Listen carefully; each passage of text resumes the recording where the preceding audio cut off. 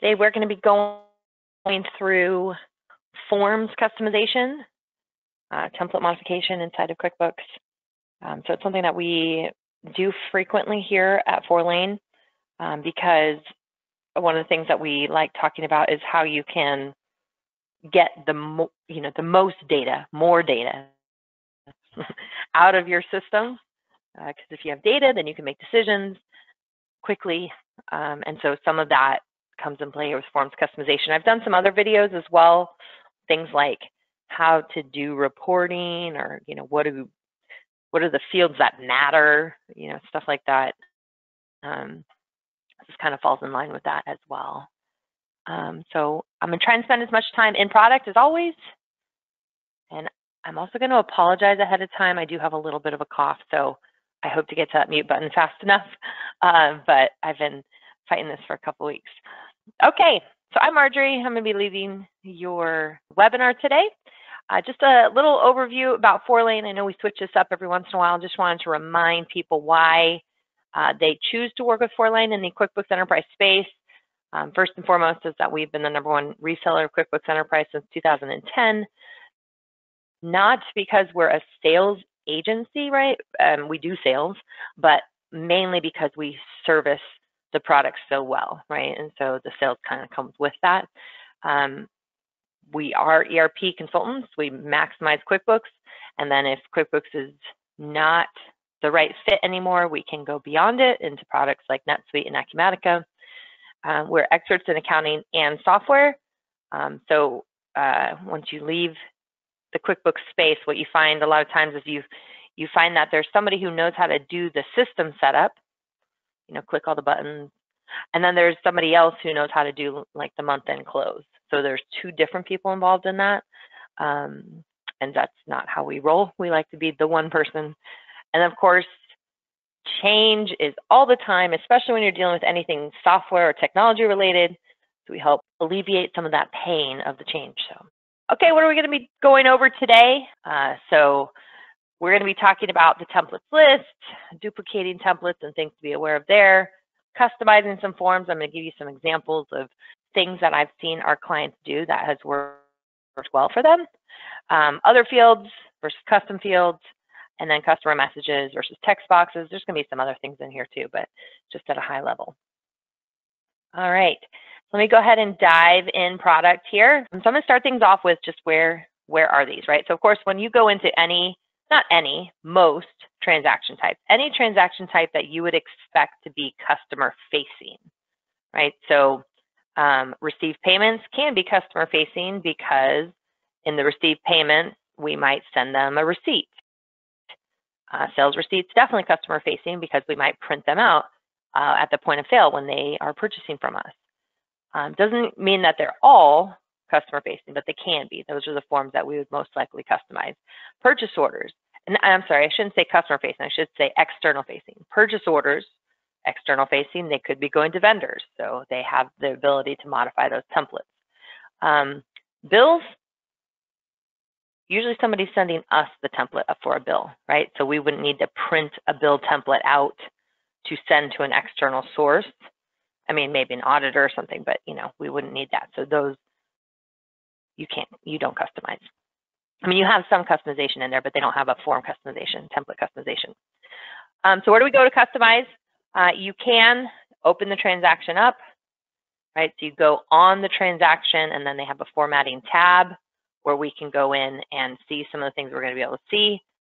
Manage templates, it takes us to the list. You can download templates. There are some things online where people have set up templates, different views, different colors. And so you can go in and download. It's kind of similar to like if you're in PowerPoint or something and they have some preset PowerPoint templates that you can use.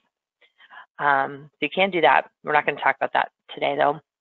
And then you have customized data layout. Okay, so that's what we're going to be spending most of our time in. So let me go ahead and close out of that. So any of these sales orders, estimate, purchase orders, you're going to see that formatting tab. Where I like to do list customizations or template customizations is come in here to my templates list. Okay, if I'm doing something quick on the fly, right? Or if I'm doing training or design for a customer, a new setup, I'll do it right from that transaction because we're talking about modifying this transaction. But the best practice is really to come in and set one of these templates up because you have a brand, you have a color scheme, you have a logo, you have terminology that is specific to your business or to the business that you're working with. And you want to set up the majority of that one time. So I can set it up on a sales order and then I can duplicate it, right? Come into templates and duplicate it, and it'll maintain the design in the additional template. So it's great to do them kind of all at once, right? So this templates list, a couple things just to note here so you can see you can have multiple templates. You can come in and make a template inactive. So if I made this product one inactive, pops up off of my list. I can show inactive templates. So you can see all of the inactive ones that I have set up in here. Best practice a lot of times for us is to go in and inactivate any of the like standard Intuit ones, right? Intuit professional invoice, Intuit service invoice, because we want to be using ours. The ones that are ours will rename something like Fourlane invoice, right? Or Fourlane wholesale invoice versus Fourlane retail invoice or something like that. So we'll call it Fourlane, so it's a little bit easier. But it's really best practice to inactivate the ones that you are not using, so it's just not a choice, right? It's a lot easier for people who are doing data entry to not have a choice. It's much more simple if you just have one. Okay, so templates list in here. As I was saying before, you can go in and duplicate, right? So usually everything you can do, and you saw me do this even, everything you do in here, usually you can right click and it's the same as what you're gonna see down here. In this case, not. So if you right click, you don't see duplicate in there. But if you come down to this template, then we do have duplicate there. The one thing to take note of when you're doing, again, this process would be I go in, I set up a template, add in all my colors, do all the things that I want to, and then I want to maintain that design across my other templates. So I go in and I create a duplicate. When you create a duplicate, the thing that you have to be aware of, it pops up and says, okay, what type of template are you going to duplicate it to? So I have my custom sales order that I created, and I also want to carry that forward onto an invoice. Okay.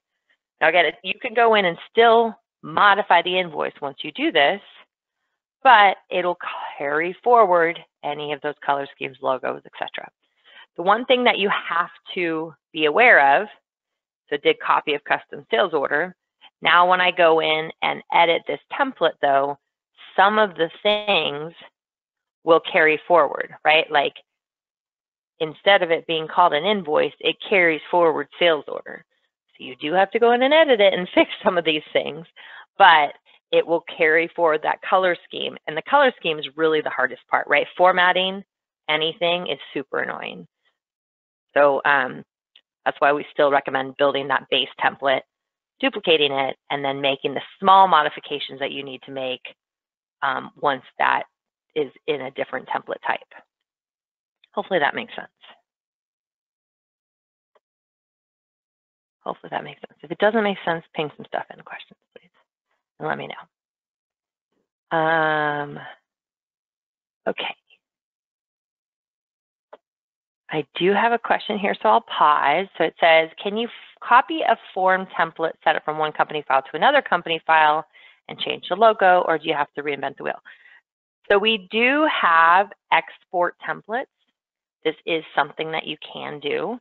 The only thing that you have to be aware of is if there are custom fields being used on that template, then they do not go across. Like there's some warnings there. Because the custom fields, right, may or may not be set up in the other templates or in the other files. So usually that's a preventative there. It's always worth testing. So yeah, you can export some. I wonder if that's, would you want to do that for like, if you're going across companies? I know one of the things that we're doing in the next week, right, we're talking about intercompany transactions. So maybe taking a base template and moving it across. We have for some clients before when we're doing new file setups for them, and we try to export templates. It'll give you a warning and tell you about, there's custom fields. We'll go in and we'll take those custom fields off the template because, again, the formatting is just so frustrating. And so we'll take those off the template, export the template, move it over, and then put them back on the template because it's just a couple fields we need to add after the fact. So quick little tips there. Okay.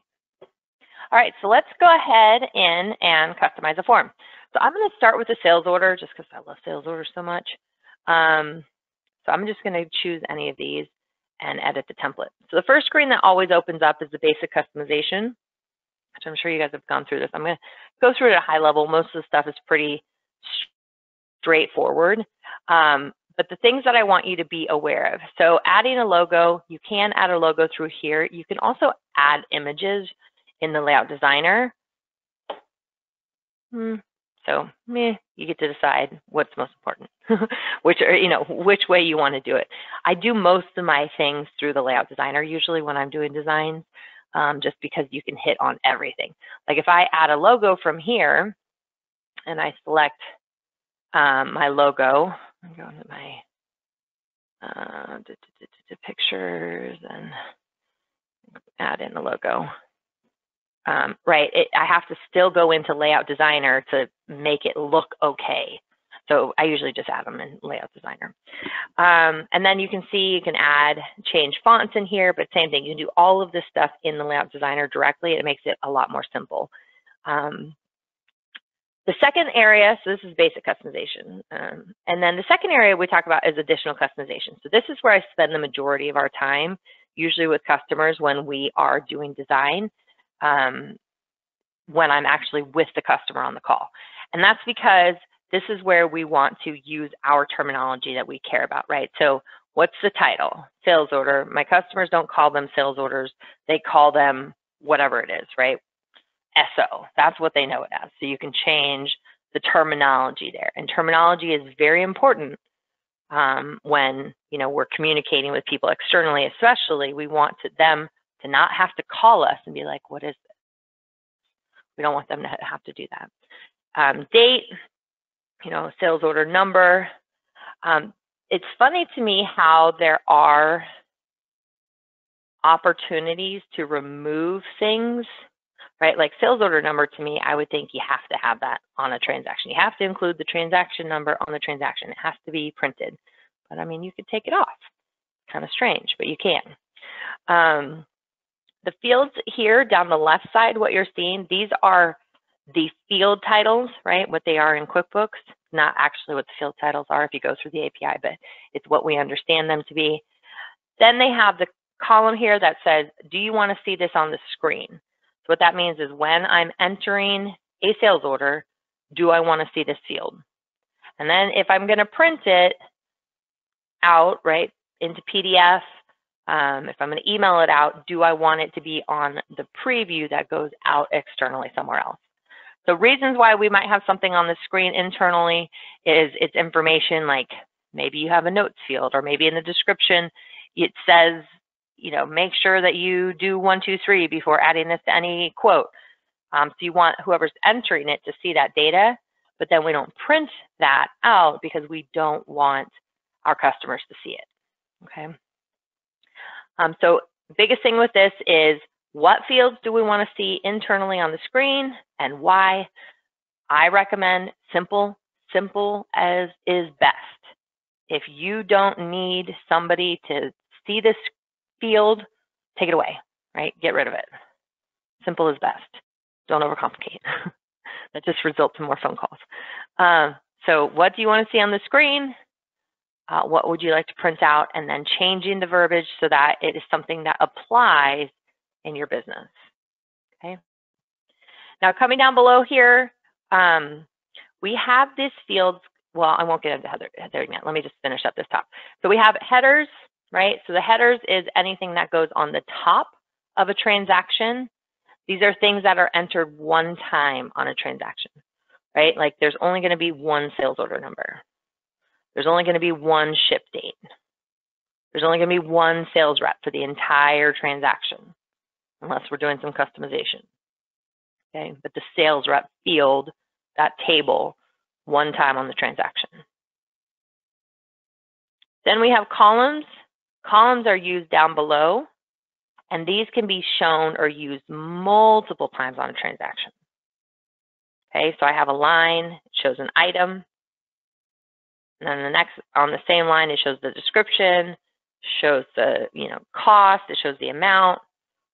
All of those things are shown, and then on the next line, I go to another item, a different description, a different cost, multiple times. Okay. And this is also a great place to rename. So manufacturer's part number as an example, we want to show that on here. Customers aren't used to, or maybe we don't actually have a manufacturer's part number in here, but customers know this SKU a different way, right? So I have my item, which is my SKU, and I actually don't want to print my SKU name, but I want to print out a different SKU that customers are used to seeing on the web store, whatever. I put in here SKU and use that field in a different way, right? And print that field instead of the item type thing. All these pop-ups, by the way, you can say don't display these in the future. They're just warning you like, hey, don't forget, you just added this. You might want to move it around. So go to the layout designer is what it's telling you to do. Okay, so headers and columns there. On the additional tabs here, footer, right? You have some plain text. We can include the customer message, which we'll talk about in a minute, and then some print options as well. I'm not really going to go through those kinds of things. So a couple things about fields. So we have these fields that you see called other. This is one of the things whenever we're reviewing somebody's file, we look at the most. Because other fields, right, are kind of like custom fields, but they're not consistent, right? On a custom field, I can go into the customer Fourlane, and I can put in a custom field, services or whatever it is want to put in there, services company, and I can have it default fill in on every template that every time sales order goes out to Fourlane. I want that information to fill in. So it is a consistency thing, right? So custom fields are consistent. Other fields, when you insert an other field on a transaction, you put other, you can call it whatever you want, like service type, whatever you want to call it in here. But the thing about these is that they aren't going to be consistent. So you will be typing this in on every transaction. Now, I understand that there could be things that you want to track on every transaction, but I struggle with this because this field, this other field, right, like looking at data. Why are we putting data in the system? Generally, we're putting data in the system so that we can report on the data, right? If it's a note that we want to provide to a customer, the description field is the most lengthiest field we can have, and you can insert a line of just a blank line and put in description without putting an item, right? Okay. So I struggle with this other field for the reason of consistency, because I cannot be consistent. Whereas with a custom field, if I go into a custom field on a customer, let me go into a customer, and the way to set up a custom field, right, is you open any customer, go to additional info, and then define fields. Now you can choose in custom fields to say any text. If you choose to put any text, this field, this custom field, becomes very similar to an other field, which is somebody can just type something in every time. But having somebody can type something in every time, first of all, makes it so that they have to think about it, right? Like if we're able to provide a multiple choice list, they don't have to think about it because they only have these choices. They don't have to think about, like, what am I supposed to put in this field? The other thing is, then you can have consistency. So in customers, a great one that we say is, lead source. So we come in and we want to add this to customers. We want to use a multiple choice list. you know, Google or PPC, radio, referral, social media. I always joke about that one, I guess. Okay, so we're going to add in this multiple choice list of lead source that allows for that consistency. Also, I could preset lead source in here, radio, so that every time the customer shows up, that's what's going to fill in on the template. Or I could leave it blank and not have anything in there, right? And then just fill it in on the template itself. Okay, now lead source, obviously, that's really like a one-time thing. So you probably want to fill it in here. So we do see a lot of people use those other fields. Where's my, did I not have my template? Oh, I had to close out a template. We do see people use those other fields a lot of times. We often go in and see if we can get them to stop using them and get into some kind of custom. I did want to point out too, though, because it didn't used to be that way, but on like transaction summary reports or sales by item reports, etc., you can go in and filter these reports by other. Like some, not all of the other fields in there because there's 3 other fields, but you can filter the other fields on a report to reflect just whatever comes up from like other field 2. But the problem with that is, again, if I say PPC and I'm filtering for PPC, but you know, Johnny always puts in Google because that's what they say when the customer calls us that they found us on Google, and somebody else always puts in, you know, Bing, then there's just not going to be consistency. And if there's not consistency, I really can't filter, right? If there's not consistency. So those fields never used to be available as filters or as display. They didn't used to be available, but they have been for a couple of years now. But if there's not consistency, they're not really helpful. Hopefully that makes sense. Let me get off my, I know how many times can I say that? All right, so let's go back into editing our template, additional customization. So that field that I just added, lead source, you can see now it's available here to add to my header, right? Because it's from the customer list. So any list data is in the header, right? Sales reps are tied to customers, terms are tied to customers within the header. It doesn't mean that I can't change it on the fly, right? Like it'll default to PPC, but I might change it and it says, oh, I was a referral source this time. Okay, so that's the other fields versus custom fields. The other thing that I wanted to talk about just real quick is customer messages. So we do have this concept of customer messages inside of QuickBooks.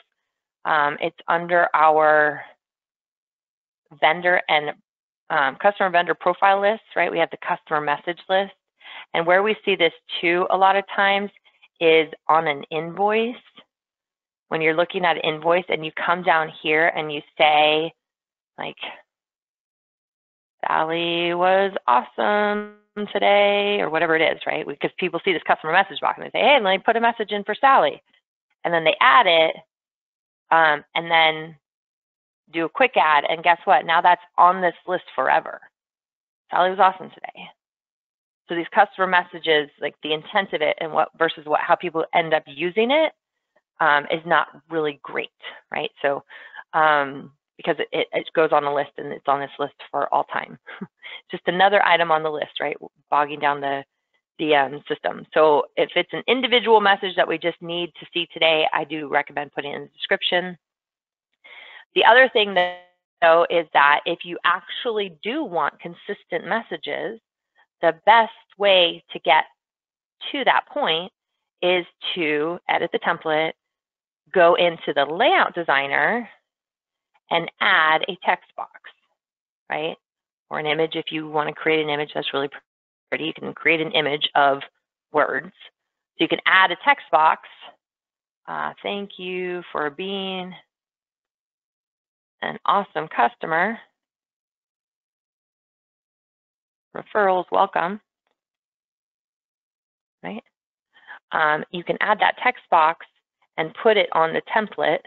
I'm dragging a different box, hold on. You can do Control Z here. Nope. Let's see if I can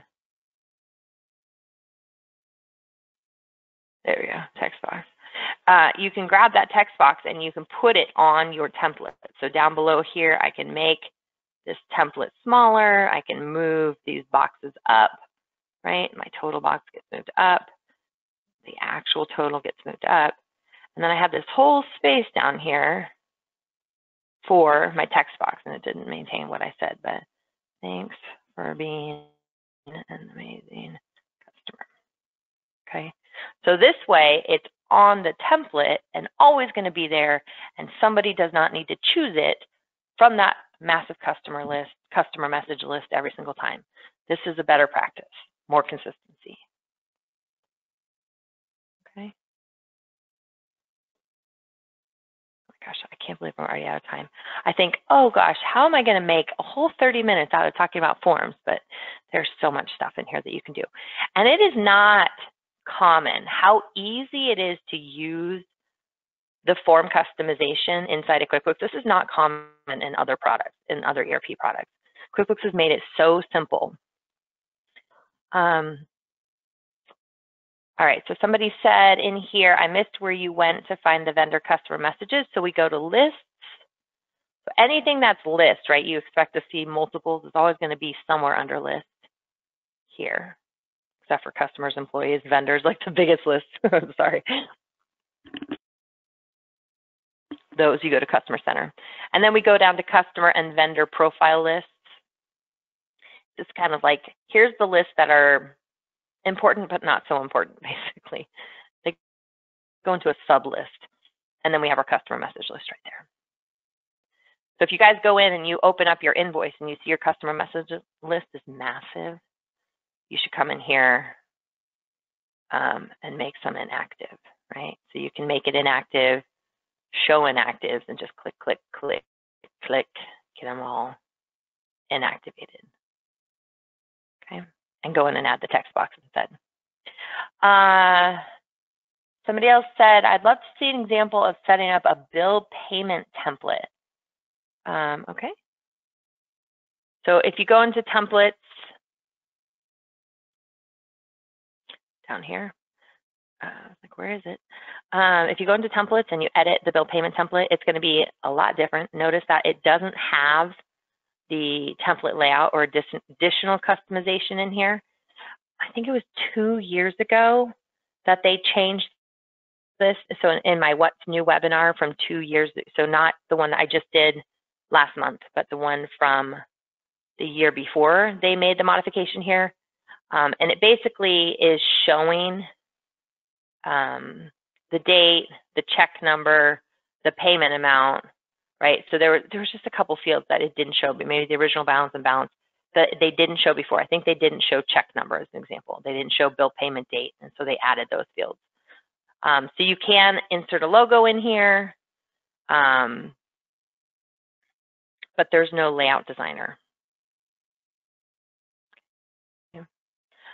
If I were to take the sales order and duplicate it and make it a bill payment, and then edit this template, you see like it says logo, but it's still not there. Still not there. So it's not really that much modification. Okay. I would have liked to get through some more editing sales orders, invoices, etc. Let me tell you the number one things that we edit on sales orders and purchase orders generally is a status. That's the number one thing that we usually add. So on a sales order and a purchase order, as an example, we'll do status either at the header level or the line level, sometimes at the line level, and it will say something like in production, in QC, out for painting. In the purchase order one, we'll say, you know, vendor acknowledgement received, item shipped, like things like that. So we'll have different statuses. That's usually the number one customization. And we do all those things through a custom field, not through other. So there's the consistency. We have done overlays for people as well. And mostly it's in the sales order. Mostly it's in the sales order. So it'll show which lines have shipped on a report We'll put it on there because the back order fields don't show up all the time. The status of them don't show up all the time of where they're at. So we have added an overlay for people before to like grid edit, mass grid edit sales orders too. Okay. Okay, and then Windsor was asking, where can we go find these videos? So we do have a YouTube channel. So if you go to the Fourlane YouTube channel, we have hundreds of videos in there. Also, the entirety of the What's New webinar training, if you guys missed that, is up there. We are going to be going into more specifics in the next couple weeks, so higher or more in-depth training than what's in that What's New webinar. But if you just go to YouTube and search Fourlane, there's a QuickBooks Enterprise series playlist. You can see them there. And then somebody said, does QBO have customizable forms? So QBO has a little bit of form customization depending on the level of QBO that you have, but it's nowhere close to what Desktop has. So you can change some things, but it's very few. So it's one of the things that I know that they're working on, because it's so hard for QBO to catch up to Desktop because Desktop has been around for so many years and is just always constantly coming out with great things. So, all right, I'm 2 minutes over. If you guys have any other questions, definitely reach out to us. We will be on next week for our intercompany transactions, and we're going to be talking about web agility, mileage tracking using the app, expiration dates, and if you have anything else that you want to learn, definitely reach out to us and let us know. Happy Wednesday. I hope you guys have a great rest of your week. Thank you.